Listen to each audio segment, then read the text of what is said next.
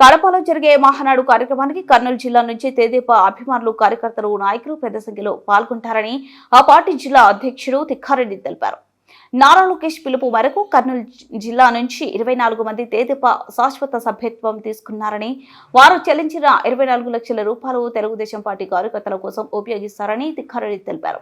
కడపలో మహానాడు జరపడంపై కొందరు అసత్య ప్రచారం చేస్తున్నారని, కడప జిల్లాలో తెదేపా ఘన విజయం సాధించినందుకు స్థానిక నాయకులు కోరడంతో అక్కడ నిర్వహిస్తున్నామని, ఇందులో ఎలాంటి రాజకీయాలు లేవన్నారు. శాశ్వత సభ్యత్వం తీసుకున్న వారికి గుర్తింపు కార్డు అందజేశారు.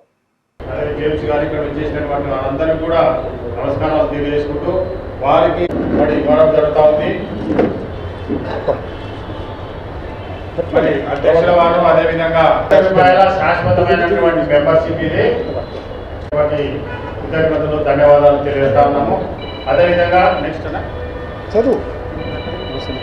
సంజీవ్ కుమార్, డాక్టర్ సంజీవ్ కుమార్ గారు, వెంకటరామరెడ్డి ఇందాక వచ్చినాడు, వారికి కూడా శాశ్వతమైనటువంటి మెంబర్షిప్ కార్డులు కూడా ఇవ్వడం జరుగుతుందని కూడా మీ ద్వారా తెలియజేస్తున్నాము. అదేవిధంగా సవిత కాడి గారు, లోకేష్ గారి సూచనల మేరకు పార్టీ నిధికి డబ్బులు ఇచ్చినటువంటి వీళ్ళందరూ కూడా ఎంతో రుణపడింది పార్టీ అని తెలియజేస్తున్నాం. ఈ నిధి నుంచి తెలుగుదేశం పార్టీలో ఉండి ఎవరైనా ప్రమాదవశాత్తు చనిపోయినా లేక ఇంకెవరైనా ఇదైనా కూడా అటువంటి వాళ్ళకి ఈ నిధి వస్తుందని చెప్పి పిలుపునిస్తే మన కర్నూలు జిల్లా నుంచి 24 మంది ఒకటేసారి 24 లక్షల రూపాయలు ఇచ్చి వాళ్ళు పార్టీ శాశ్వత సభ్యత్వం తీసుకోవడం అనేది జరిగింది. వీళ్ళందరికీ కూడా మేము ఎంతో ప్రత్యేక ధన్యవాదాలు తెలియజేస్తూ ఉన్నాం.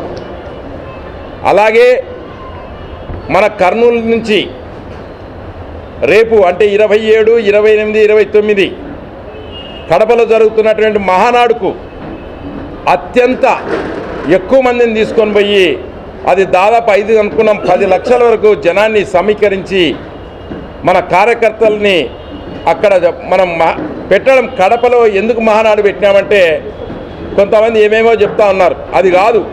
కడప కార్యకర్తలు కడప జిల్లాలో చాలా సంవత్సరాల తర్వాత అక్కడ ఎమ్మెల్యే ఎక్కువ గెలిచాము. జగన్మోహన్ రెడ్డి కోటను బద్దలు కొట్టినాము. మీరు ఇప్పుడు రావాలి మహానాడు అని చెప్పి వాళ్ళు అక్కడ పెడితేనే మనం ఈరోజు చేస్తున్నాం తప్ప ఏం రాజకీయాలు కానీ దురుద్దేశాలకి ఏం లేవు. అందరూ టీవీల్లో చెప్తా ఉన్నారు కావాల్సి అంటే మహానాడు ఎక్కడైనా పెట్టుకోవచ్చు. ఏమన్నా కడప పాకిస్తాన్లో ఉందా? లేదు కదా.